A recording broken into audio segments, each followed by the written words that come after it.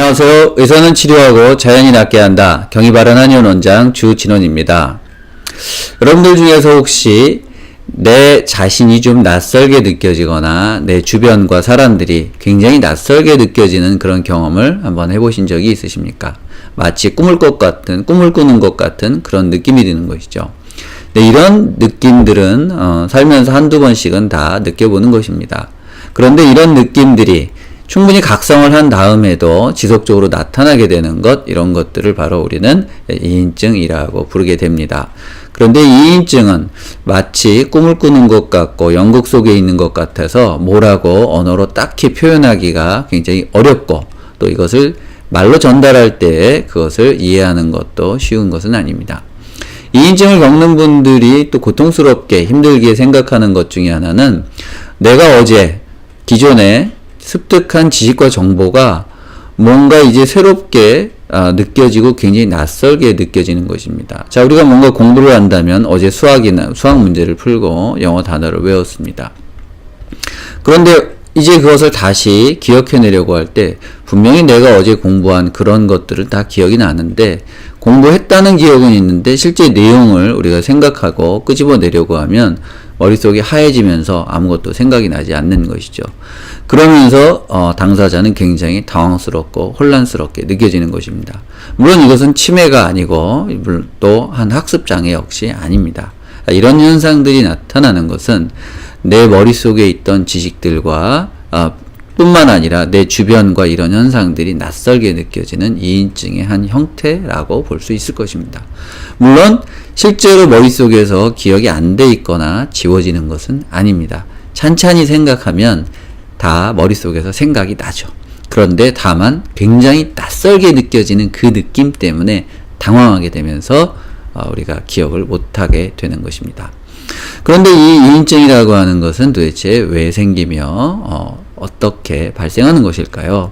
자, 오늘은 이인증이 잘 발생하는 여러 가지 질환 중에 하나인 조울증이라 불리는 양극성 장애에 대한 정보를 제가 준비를 했습니다. 자, 함께 한번 보시도록 하겠습니다.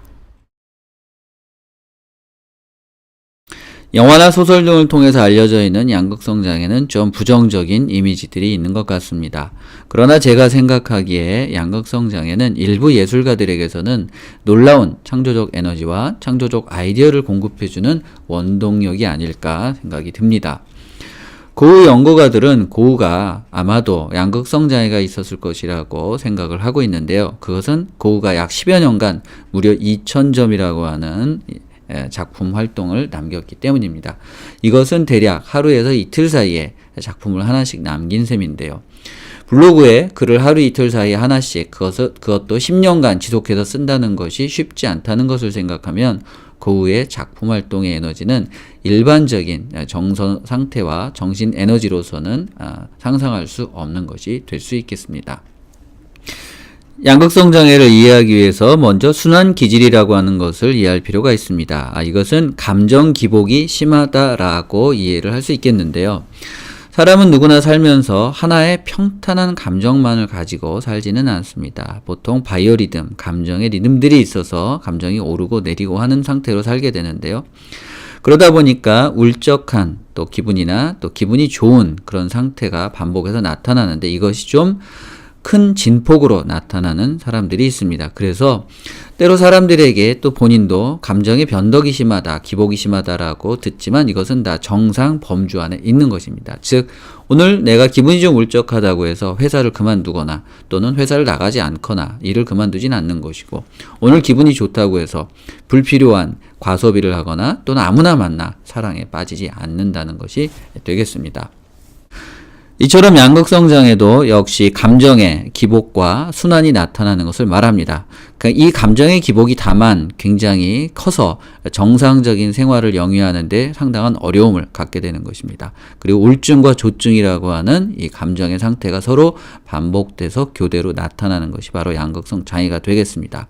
양극성 장애는 1형과 2형으로 나눠지게 되고, 1형이 보통 드라마나 소설 등에서 많이 나타나는 전형적인 예가 되겠습니다.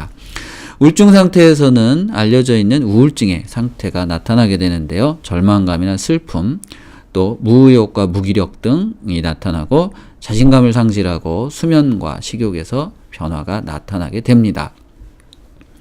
그리고 이제 조증의 상태에서는 이와 반대로 감정이 굉장한 이유를 알 수 없는 행복감과 고향감, 그리고 근거를 알 수 없는 자신감들이 생기게 되죠. 이에 따라 말이 많아지게 되고, 그러다 보니까 굉장히 사람이 사교적이 되며 자신감이 넘치고 에너지가 넘쳐서 굉장히 매력적인 사람으로 나타나게 됩니다.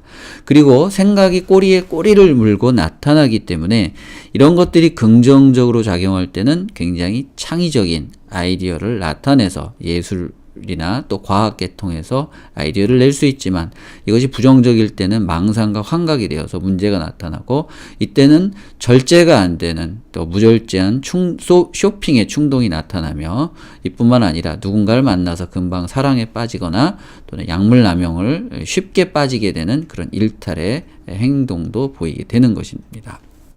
양극성장의 E형인 경조증에 대해서 말씀드리도록 하겠습니다. 자, 경조증이라고 하는 것도 역시 마찬가지로 우울증과 조증이 교대돼서 나타나는 특징을 가지고 있습니다. 다만 일형과는 달리 이런 감정의 진폭이 일형만큼 심하지는 않고, 또 한 주기의 주기들이 비교적 짧은 특징을 가지고 있습니다. 이 경조증에서 나타나는 우울증 상태의 특징은 잠을 좀 많이 자게 된다는 것입니다. 이 일반적인 우울증에서는 잠을 못 자게 되는 것과 좀 다른 특징이 되고요. 자, 조증 상태가 되면 일형처럼 굉장히 기분이 좋아지게 됩니다. 그러다 보니까 인간관계에서 사교적이고 매력적인 모습들이 나타나며 업무를 할 때 또 굉장히 생산적이고 즐겁게 일을 할 수 있게 되는 것이죠. 그래서 상당히 좋은 상태가 됩니다. 이 상태에서 일형과 차이가 있는 것은 일형에서처럼 망상과 환각 등이 그렇게 나타나지는 않는다는 것입니다. 그러나 일형에서처럼 참을 수 없는 쇼핑의 욕구들을 느끼게 되는 것이죠. 종합해서 말씀드리면 2인증의 비현실감이 잘 나타나는 것이 양극성 장애인데요.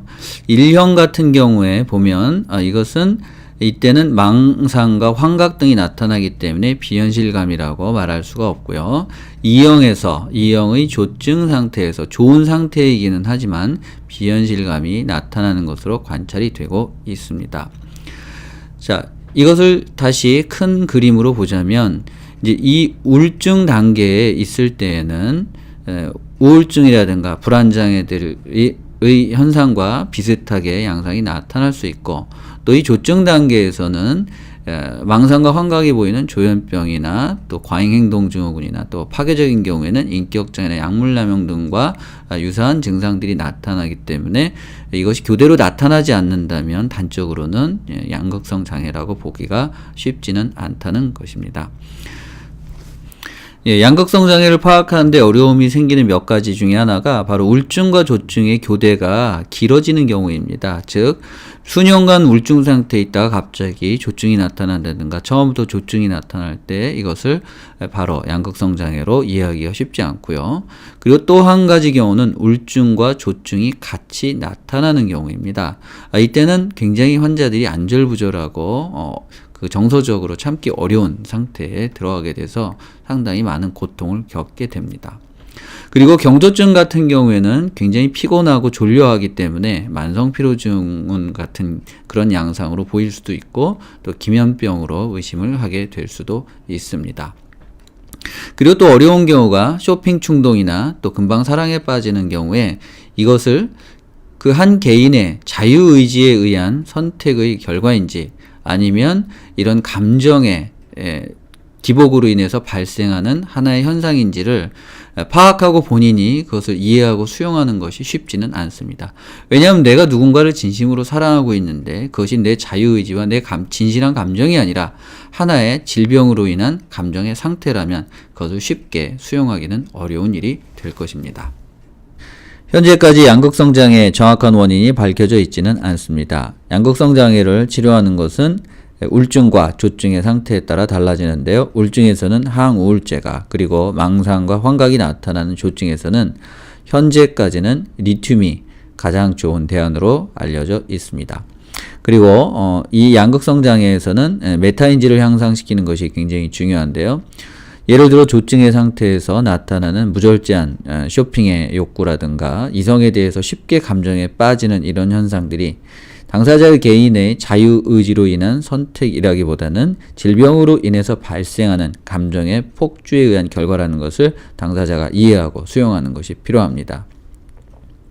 한방에서는 양극성 장애 1형보다 2형인 경조증으로 한방에 오시는 경우들이 많습니다. 이 경조증 역시 우울증과 조증의 패턴으로 나타나게 될 때 조증에서는 몸과 마음의 컨디션이 좋기 때문에 특별한 치료의 필요성을 느끼지 못합니다. 우울증 상태에서 주로 무기력함이나 피로함 그리고 잠을 많이 자게 되는 이런 현상들이 나타나기 때문에 이것을 위해서 한방에 내원하시는 경우들이 있고 자세하게 문진을 해보다 보면 이것이 경조증의 패턴이 나타난다는 것을 발견하게 됩니다. 한방에서는 이 경조증을 치료할 때 체질에 따라 치료를 하게 됩니다. 몸이 차가운 체질인 소음이는 울광증이라고 하는 패턴으로 그리고 몸이 뜨거운 소양이 있는 방광경조라고 하는 패턴으로 이 양극성 장애의 경조증이 표현이 되는데요. 울광증이라고 하는 것은 기가 울체되어서 기의 순환이 특히 상부로 올라가지 못하고 있다고 하는 것을 말하고 있고 방광경조라고 하는 것은 기의 순환이 울체돼서 기가 아래로 내려가지 못하는 것을 말하고 있습니다. 그래서 이 기가 울광증에서는 주로 우울한 상태라든가 몸에 여러 가지 알 수 없는 통증이 생기는 이런 현상이 나타나고 방광경조에서는 사람이 좀 붕 뜬다고 얘기를 할 수 있겠습니다. 불안하고 부산하고 정신없이 두서없이 그런 행동을 말과 행동을 보여주게 되는 것이죠. 한방에서는 이에 따라 기의 순환을 해결하기 위한 침치료와 또 한약치료를 통해서 울광증에서는 기를 순환을 올려주고 방광경조에서는 기를 순환을 내려줌으로 인해서 이 경조증을 치료하고 있습니다. 혹시 여러분들께서 이런 이인증의 비현실감이 반복해서 나타나게 된다면 한 번쯤 이런 경조증도 생각해 볼 필요가 있을 것이라고 생각이 됩니다. 오늘 제가 준비한 정보가 여러분들에게 조금이라도 도움이 되셨길 바라겠습니다. 감사합니다.